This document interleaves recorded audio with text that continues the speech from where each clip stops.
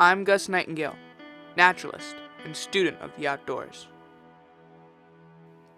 Over the years, I've had some pretty cool adventures. Even when I'm at home, I like to look for new places and creatures I've never seen before. One thing I always like to do in the summer is go fishing. Here in Rhode Island, I'm surrounded by water.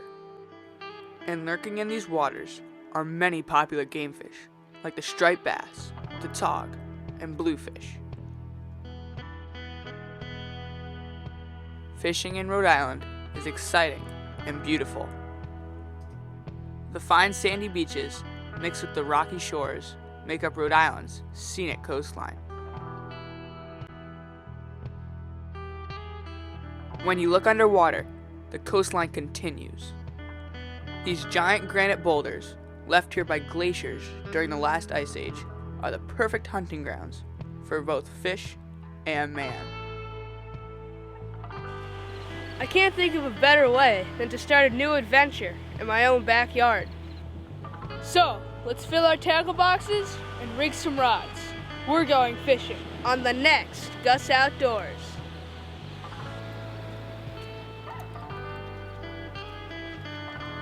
I think what he meant to say was Gus and Talis Outdoors. Did you just photobomb my intro? Yes, I did. Nice.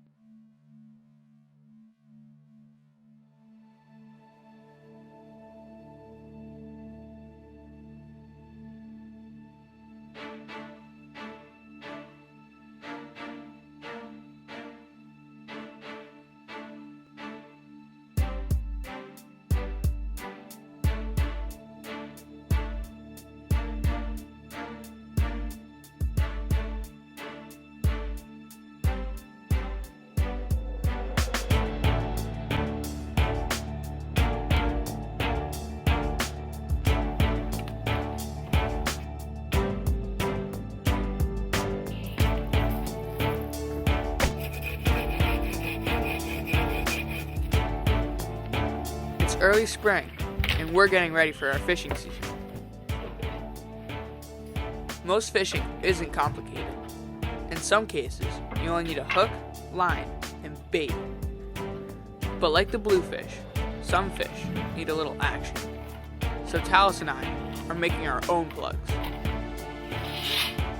These plugs will swim at the surface, right where the fish can see the action, and we can see the boils, hits, and jumps. It's a good feeling when you pull a fish over the rail that has your own custom plug in its mouth. Talis just learned how to fish last summer and is on a mission to catch her first fish this year. Bluefish will hit just about anything, so your plug choice doesn't have to be very specific or perfect. As you can tell, there's very little perfection that goes into making your own cruddy plug.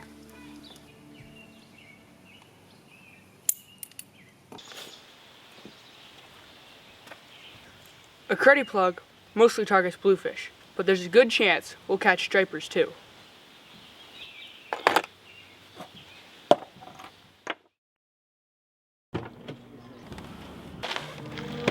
We're going down to the docks to see what the fishing boats have brought in. It's nice to see what kind of fish are around. Plus, it's fun to watch. You never know what could be in the traps.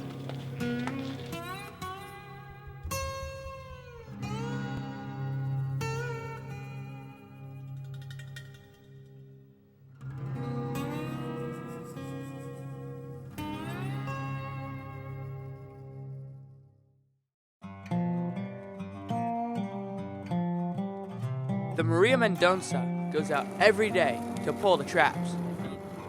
Most days, they go out early and get back before lunch.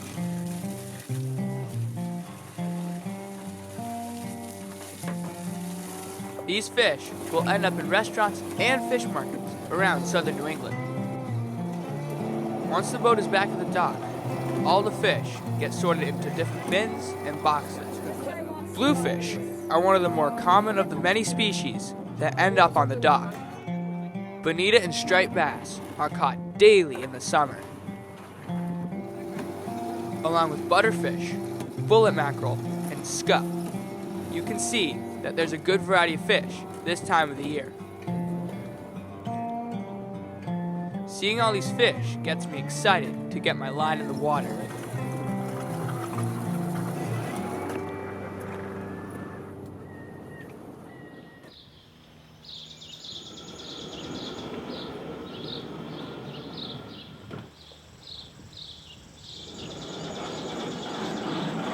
My grandfather Bertie likes his projects, and one of them is getting his boat ready for fishing.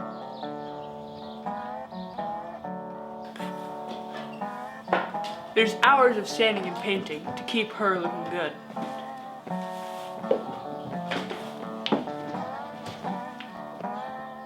And a fair amount of engine work to make sure we get back to the dock. This rugged old boat has had 4 generations of fish catching aboard her. That's a lot of fish stories.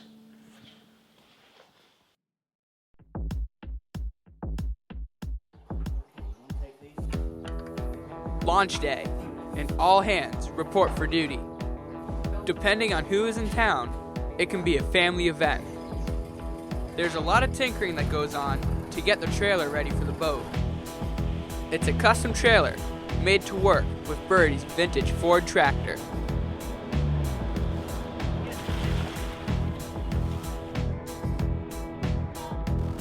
You may ask, is it street legal? Probably not, but the harbor is just down the road, so it has not been a problem. Small towns are good like that. Down at the ramp, there is usually some jury rigging to get the boat in the water. But most of the time, it goes without a hitch.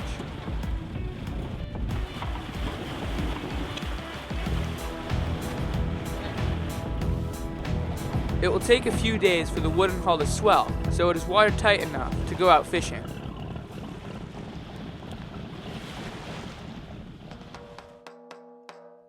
But you don't always need a boat to go fishing in Rhode Island. With over 400 miles of coastline, Rhode Island has plenty of places to go fishing. It's time to hit the beach.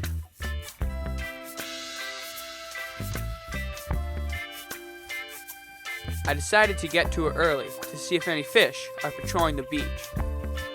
Since it will be a few days for the boat to be ready, shore fishing is my best option for now. The sky is clear, the air is cool. Nice morning.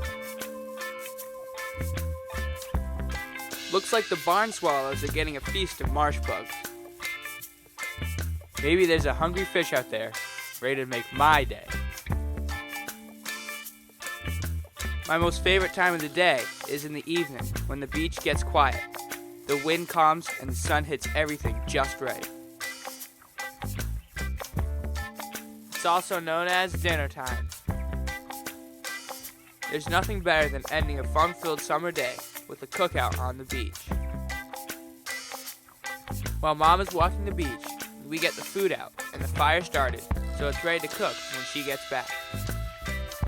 We make this fire pit every year because the winter storms completely wreck it. The wood sometimes is a donation from friends that cook out with us, but much of it is from Bertie's Woods in Vermont. We cook out a lot in the summer with friends and family to beat the heat, but it's also another opportunity to go fishing.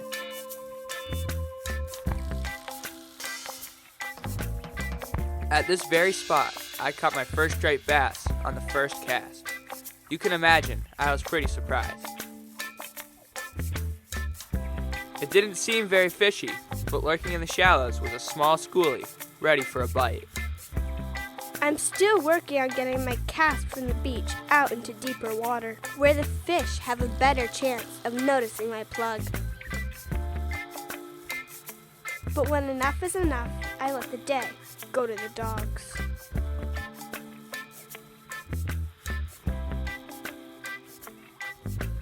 When Mom returns, she cooks up dinner on the grill. Then we hang out talking about the day until it's time to hit the sack.